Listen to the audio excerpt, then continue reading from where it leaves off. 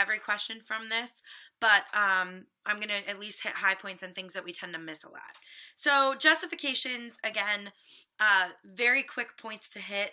Once you've made the statement that you want to make, stop writing. The more you explain, sometimes the more likely you're to get stuff wrong. Make sure that you know the difference between like increasing and saying the derivative is positive. Those both in a student's mind can mean the same thing. The problem is if you say f is increasing, you've done no calculus, right? So if you mean to say that f is increasing, say f prime is positive. Okay, make sure that you're using calculus. And avoid using pronouns. No it, no like the velocity, technically that's like a replacement for saying v of t in justifying behavior, anything like that. No pronouns, name the function by its name. All right, so let's look at a couple of these. Again, a lot of these you know. F will be increasing when f prime is positive. F is decreasing when f prime is negative. Relative mins and maxes, so I'm going to have a relative min when f prime changes from negative to positive, a relative max when f prime changes from positive to negative, and a point of inflection when f double prime changes signs. A lot of people will think, oh, point of inflection, that's just where my second derivative equals 0. It's stronger than that. You actually need to have a sign change there. So make sure that you specify that. Concavity. This is something we're going to talk about a little bit further in depth.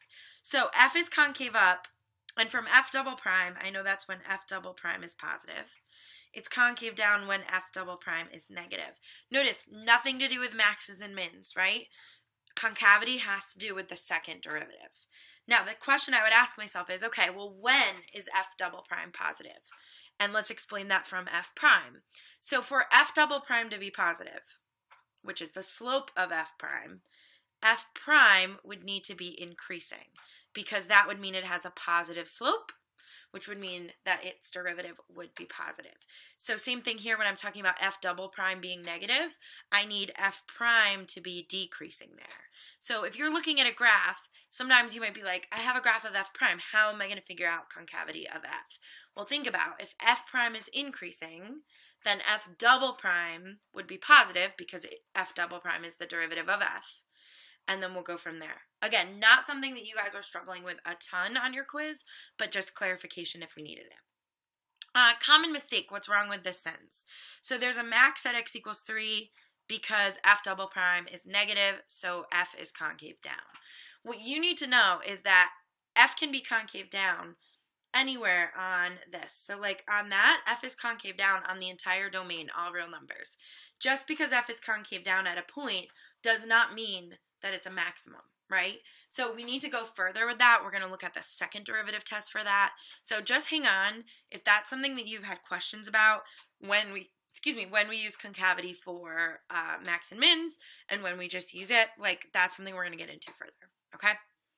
All right, so let's do a couple practice questions. We are not going to do all of these. I'm going to kind of pick and choose, but we will look at ones that I think we tend to have mistakes on. So the first thing is a question like this. So the equation of the tangent line of the curve at its point of inflection. So point of inflection, the biggest mistake I tend to see is people just thinking it's where the second derivative equals 0, but it is actually where the second derivative changes signs. So that's really what I'm looking for. Okay, so let's find that point of inflection and then we can write the tangent line. So y prime would be 3x squared minus 6 or 12x. Y double prime would be 6x minus 12. So this has a 0 on the second derivative at x equals 2. And I need to confirm here that that's actually a critical value. It's actually a sign change. It is, luckily, but it will not always be. So here, there's a sign change to the right of 2, it would be positive. To the left, y double prime would be negative. So I know that my critical value is at x equals 2. I'm sorry, my point of inflection. Now let's find the y value there. So y would equal 2 cubed minus 6 times 2 squared. So 8 minus 24. So that would give me negative 16. And so my point that I'm dealing with here is 2, negative 16.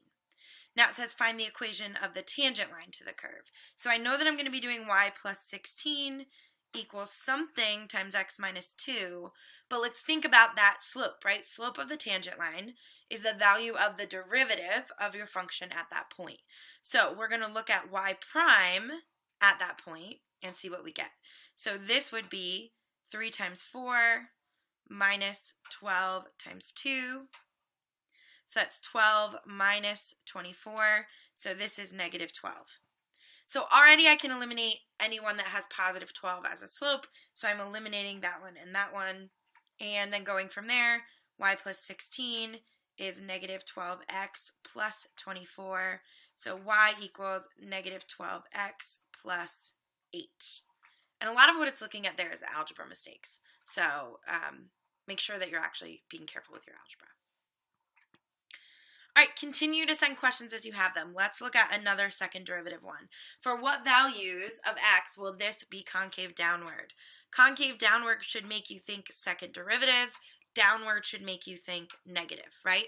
So I'm going to find the second derivative of this, and I'm going to see where it's negative. So y prime is going to be, now I'm going to actually rewrite this as 2x minus 4 to the negative first. I think it's easier to do with power rule. You can do this with quotient rule if you'd like. But that's going to be negative 2x minus 4 to the negative second. And times 1, derivative of the inside is 1. So y double prime is going to be 4x minus 4 to the negative third. So this is 4 over x minus 4 to the third. And so looking at intervals where this would be concave downward. So fractions equal 0 when the numerator equals 0. The numerator of this will never equal 0, so don't worry about that. Denominator, that is going to equal 0 at 4. So I know that my only possible point of inflection here is at 4. So let's plug in some values. If we plug in a number lower than 4, we're going to have a negative cubed, which will be negative.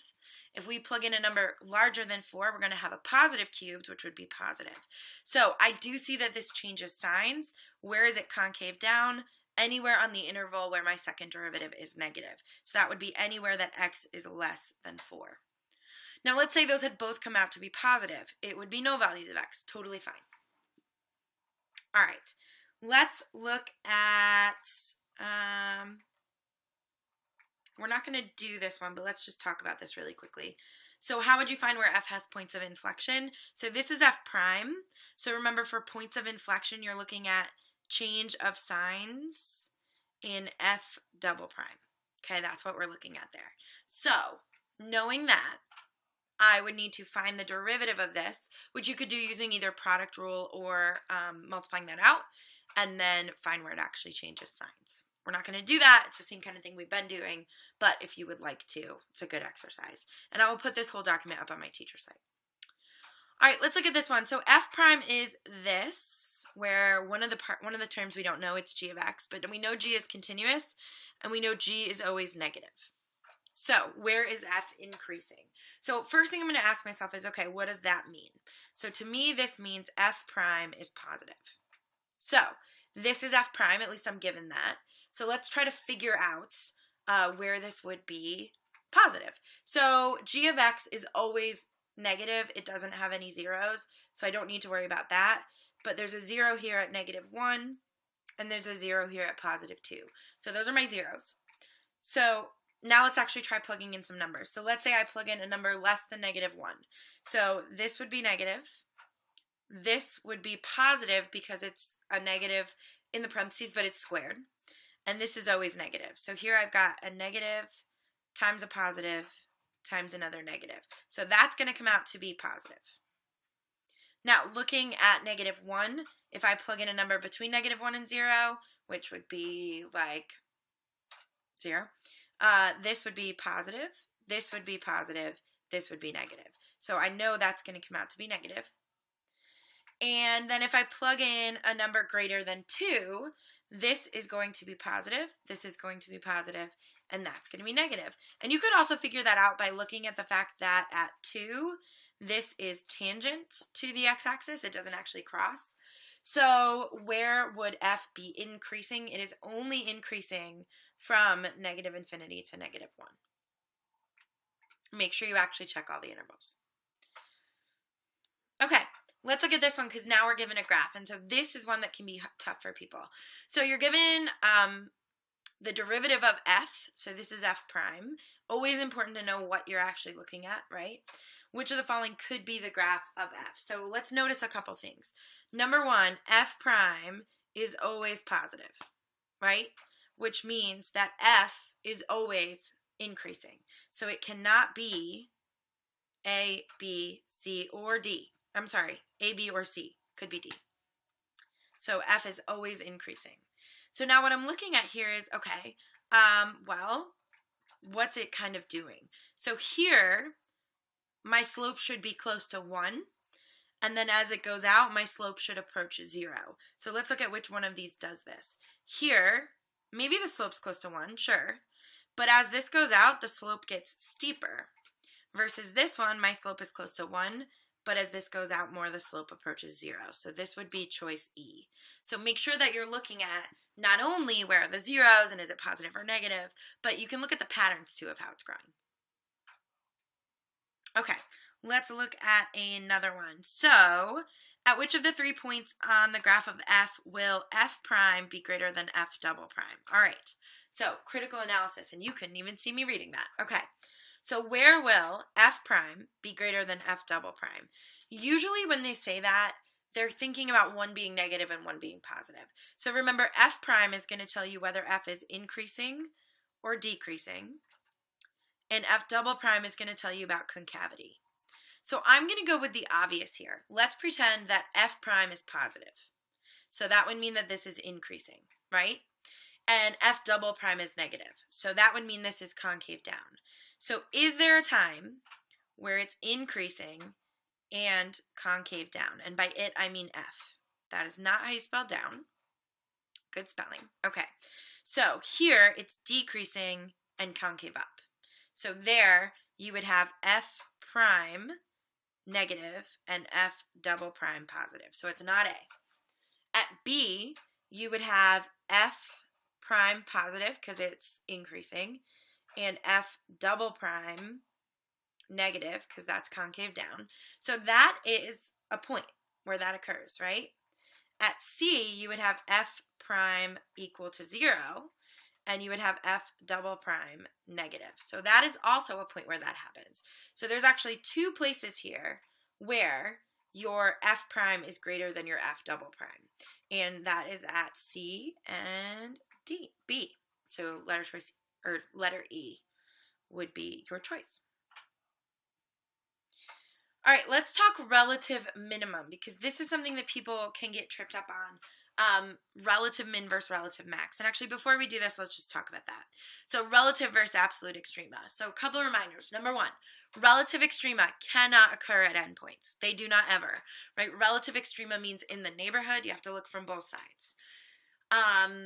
Absolute extrema can occur at endpoints. So like if you look at this one, that is not a relative extrema because we don't know what's happening on the other side of it. It's not an absolute extrema either because it's not the lowest or highest overall. But this one, even though it's not a relative extrema, is the lowest on the whole domain. And so as a result, or really on the whole range, as a result, that would be your absolute extrema, right? So to find a relative extrema, that is where you are finding where the derivative equals 0, right? Finding the critical values, or where f prime does not exist.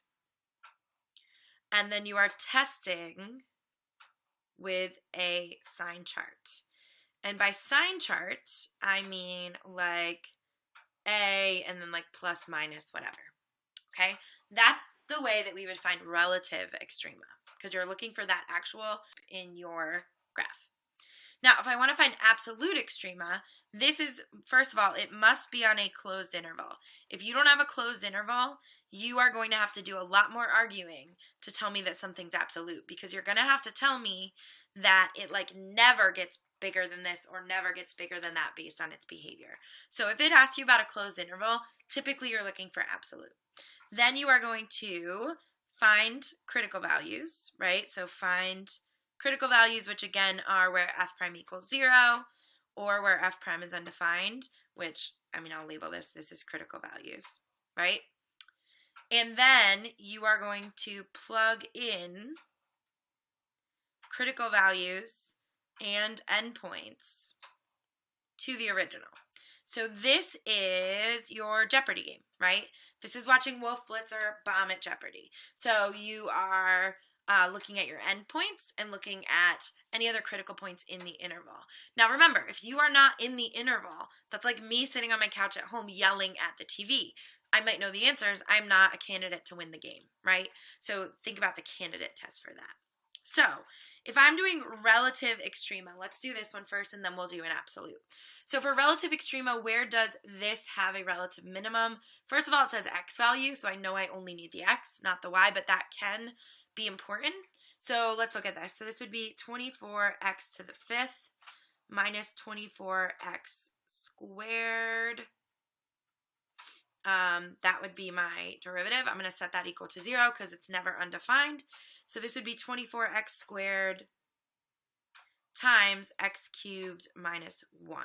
Now, that is a difference of cubes, and so you can factor that, or, I mean, we could probably guess here, the only real number value that's going to make that equal 0 would be x equals 1. So, and then this one would be at x equals 0. So you have two critical values. So I'm going to make my sign chart at 0 and at 1. And I am going to test these. So let's plug in, remember, to the derivative, to f prime or whatever your function is. We're going to plug into that. So at 0, I see that that's, what did I factor out? X squared? That's x squared. So it should be tangent there. So let's see what side it is and then go from there. So this should be negative, negative, because you are plugging in a value less than 0. So even though that's positive, that's going to be negative. And then if I know it changes signs there, so it switches. So where does this actually have a relative minimum? Anywhere it goes from negative to positive, because that would mean your slope goes from negative to positive, so x equals 1. Okay, let's do an absolute extrema, and then we'll do a graph, and then we'll move on. So absolute extrema, again, look, it gives me that closed interval, right? So I want the absolute extrema of this on the interval from negative 5 to 3. So first of all, the first thing I normally do on these is I make my chart. So I'm going to say let's plug in negative 5, and let's plug in 3. So if I plug in negative 5, it is 125 plus 60 plus 23. So that is 148 plus 60, so 208. And if I plug in 3, I've got 27 minus 36 plus 23. So that is 50 minus 36, which is 14. So I can already tell that 3 will not be my absolute max, and negative 5 will not be my absolute min. So now let's see if there's any other critical values on that interval. So f prime of x would be 3x squared minus 12, which is 3x squared minus 4. So this would have zeros at negative 2 and positive 2.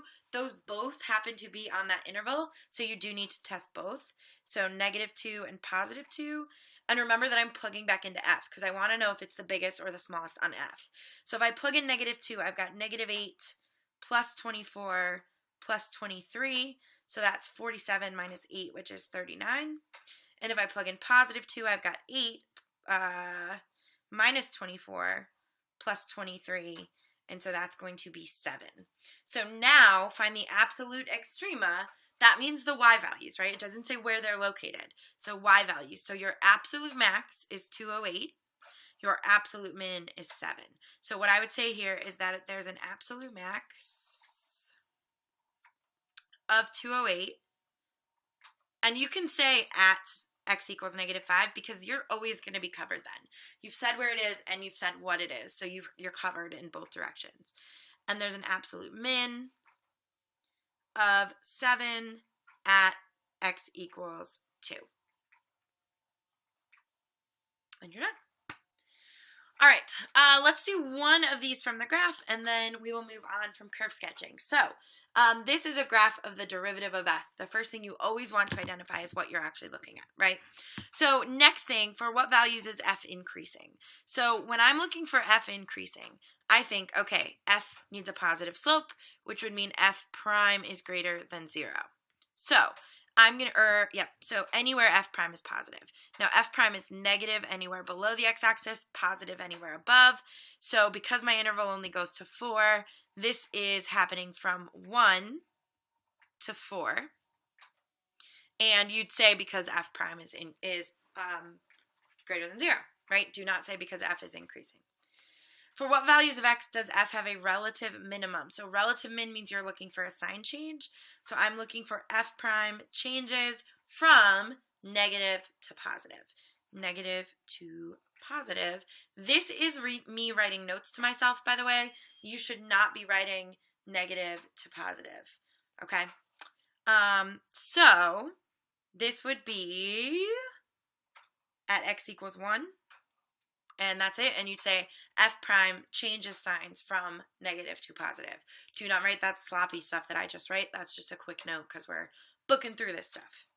All right, where does x have a relative maximum value? So there I'm looking for where f prime goes from positive to negative because I'm looking for a positive slope to a negative slope, right? Now, that never happens on this. So no values of x. There are none, right? So none. Now, where is f concave up? Here's where we got to put our thinking pants on. So f is concave up when f double prime is positive. We know that, right? When does that happen? Well, that happens when f prime has a positive slope, so increases. So I'm looking for anywhere on this graph that f prime is increasing. So from negative 4 to negative 3, it's going up. From negative 1 to positive 3, it's going up. So this would be negative 4 to negative 3, union negative 1 to 3. And your answer would be because f prime is increasing. Okay. 9 we're not going to do, but just so we saw it, find the maximum value of the derivative. So you would find the derivative and then find the max. So find the second derivative and look for a sign change. Notice that's not on a closed interval. So what that tells me is I'm looking for the relative maximums because they didn't give me a closed interval. All right, second derivative test.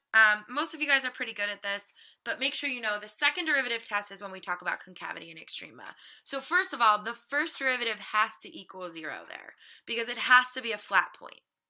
And then we can look at the concavity. So if the first derivative is 0 and the second derivative is positive, meaning it's concave up, f is concave up, then this would be a min. If the first derivative is 0 and the second derivative is negative, that would be a max. So that's one way you can tell. So if I looked at one like this, where, okay, that's f of negative 7. Sure, that's just the original.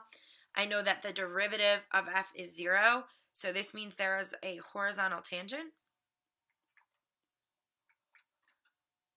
at x equals 7, right? And the second derivative is negative, so that means this is concave down. So what that tells me is there's a horizontal tangent, so it's flat, but it's concave down. That is how I know that there's actually a maximum. So I know that negative 7, 6 is a relative max on f.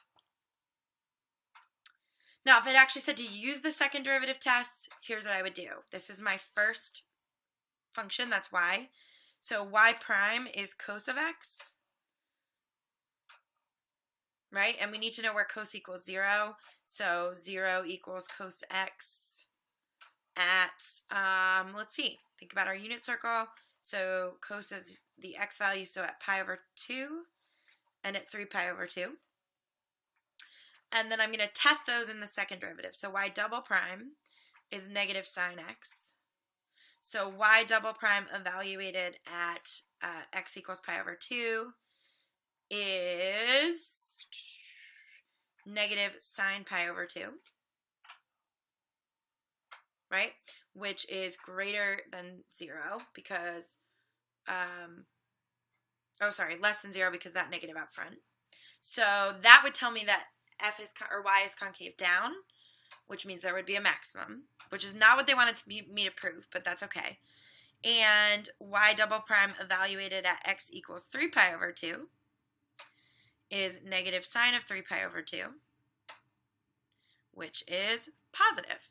Now that tells me that y is concave up there, which means we have a minimum. So there is a relative min, and you would write this out, I'm abbreviating because we're going fast, at x equals 3 pi over 2, because y prime evaluated at x equals 3 pi over 2 equals 0, and y double prime evaluated at x equals 3 pi over 2 is positive. Now you could write that out in words also. All right, we're going to move on to linear approximation. You can solve equations with it, so when you have your calculator, use it. But we're going to go through one of these totally without our calculator, and then we're going to do a couple multiple choice that sort of ask you to apply. So let's say I give you this, f of x equals x cubed minus 3x squared plus 4, and I want you to find all relative max, all relative mins, concave up, concave down, and points of inflection. So we're going to kind of run the gamut once on this, so we make sure that we're up to date on where everything is. So for this, I would have, okay, to find mins and maxes relative, I'm going to use the first derivative test on this one. We're going to use the second derivative test in a second. But let's do a first derivative test. So I'm going to find f prime, which would be 3x squared minus 6x.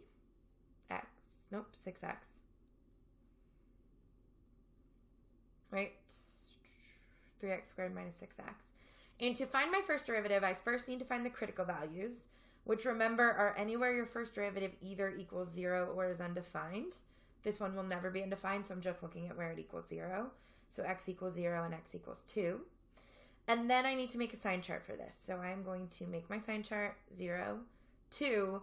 You can go through and test values, but I would look at this and say, this is a positive quadratic, so it is going to be positive, negative, positive, because think about your end behavior, right? It's going up like that. So knowing that, there is a relative maximum, relative max, whenever our slope goes from positive to negative. So this is at x equals 0. And there's a relative min at x equals 2. Now, it does not say find the location of them, right? It says find them. So I need to find the y values here. So for A, the relative max value would be at 4, because plug in 0 to f of x. And for B, plug in 2. So that would be 8 minus 3 times 4, which is 12, plus 4, so that is 0. So remember, location versus actual value. All right, intervals of concavity. Anytime you see concavity, we're talking second derivative. So f double prime is 6x minus 6. That would equal 0. And remember, you should show that you're setting it equal to 0 because I got to know where this 1 came from. It didn't just fall down from the sky. So show that you set it equal to 0 and then solve. So that is my point where I could have a point of inflection. Doesn't mean it is, but we need to check it. So this does change from negative to positive here. And because of that, first of all, this is the point of inflection at x equals 1. And intervals where it's concave up would be when your second derivative is positive, and concave down where your second derivative is negative. So that's sort of a basic overview of all the curve sketching stuff. And I know that's not so difficult, but let's look at a couple multiple choice and make sure we're feeling okay with this. So the graph of a twice differentiable function is shown above. Which of the following is true? And then it's asking you about f prime, and f double prime. So let's think. This is a graph of f, right? So I'm looking at this for f of 1. F of 1 is 0. I see that from my graph, right? So now let's think about f prime at 1. F prime is the slope of f. And if I look at that, that is positive. I don't know exactly what it is, but I do know it's positive because that tangent line has a positive slope. Now let's think about our second derivative, f double prime at 1. So f double prime, the second derivative will tell you about the concavity of f. And this is concave down, which tells me that is 0. So if I put these in order, f of 1 should be in the middle. That's greater than f double prime, and that's less than f prime, because one's positive, one negative is 1, 0. So this is D. Yeah. All right, let's look at another one. At which of the 5 points on the graph is dy dx greater than 0 and d squared y over dx squared greater than 0? So remember, this is just your first derivative. If your first derivative is positive, this means that y, your original function, should be increasing, right? Its slope is positive. For this one, I'm looking at the second derivative. If the second derivative of y is positive, that means y should be concave up. So I'm looking for a point where y is both increasing and concave up. Well, at A, it's decreasing. At B, that looks like a contender, increasing and concave up. At C, it's concave down. At D, it's concave down. At E, it's concave down. So B would be my solution here. All right, next one, second derivative test. This is going to be the last thing for curve sketching. I would say this was probably the most missed question on the last test because you guys are so used to first derivative test, you forget that this is an option. So first derivative test was what we did up here when we said, okay, let me find my critical values. Those are the candidates for my maxes and mins. And then I'm going to look for a sign change. Second derivative test is usually even faster than that. We find the candidates, which are still our critical values, and instead of having to look for a sign change on either side, we're just going to look at the concavity. Because if I know that the first derivative equals 0, then I know that there's a slope of 0 there, which means it's going to flatten. It's going to be a max, it's going to be a min, or it's going to be a point where it just flattens out. So your options where your first derivative is 0 is going to be, it's just flat and there's not actually an extrema there, a minimum or a maximum. So what we look at is what happens to the actual function. If it's concave up, that would mean we have a min. If it's concave down, that would mean we have a max. And if there's no concavity, or if we're not sure, then we need to check another method. So if f double prime is positive at that point where f prime equals 0, there'll be a min. If f double prime is negative, then there'll be a max.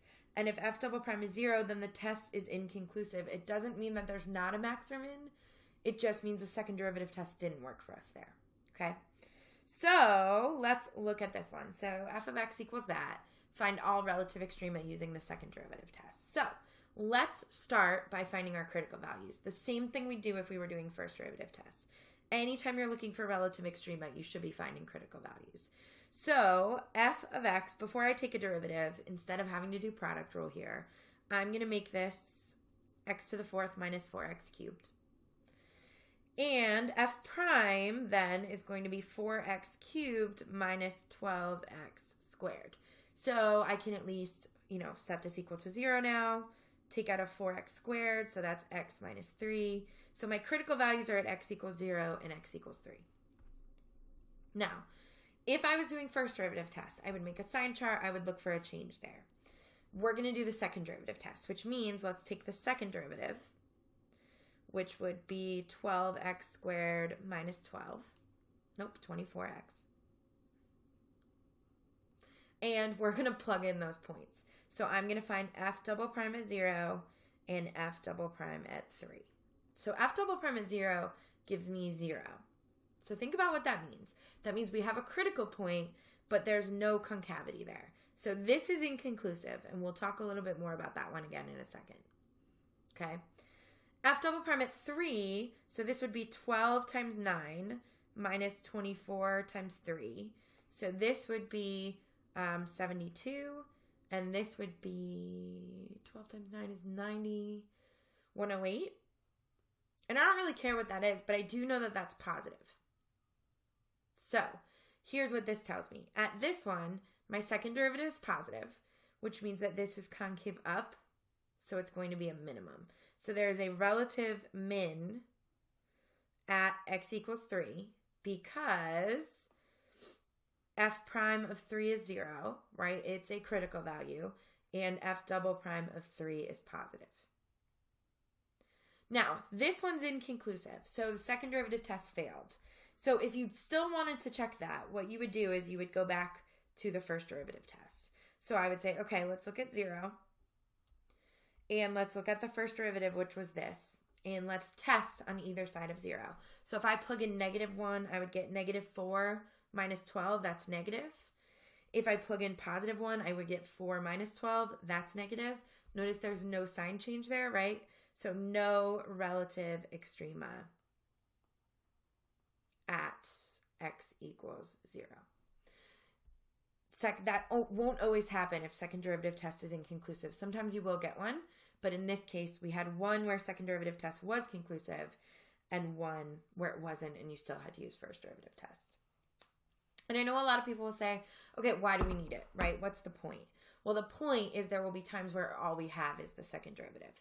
And as you move into Calc 2, the second derivative test will be way easier when you start talking about maxes and mins of three-dimensional spaces, which sounds scary, but it's not that bad. Okay, so let's do our very last thing with actual like maxes and mins, and that is the extreme value theorem or the candidate test. So when we did this, at least in my class, we watched Wolf-Flitzer. Remember, in this case, we had an absolute minimum, poor Wolf, terrible, an absolute maximum, and then we had this other candidate who, like, she was in the game, but she wasn't going to win because it wasn't an absolute min or an absolute max. Notice that I had endpoints on this interval, right?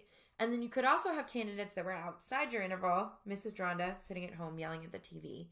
And I might have all the right answers and be a maximum, but it doesn't matter because I'm not in the interval, right? I'm not in the game. So let's take a look at this one. Find the absolute max value. And right away, in my mind, I'm thinking that means y value of this function on the interval from -1 to 2. So the first thing you need to consider is my interval. And my interval has endpoints, and those can be relative extremas. So I'm going to start with those.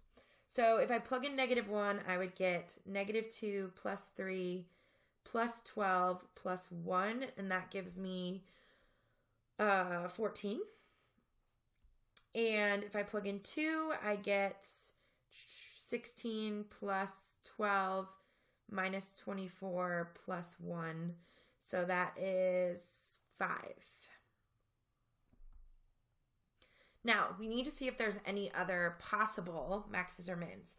And for that, we're going to look for critical points. So f prime is 6x squared plus 6x minus 12.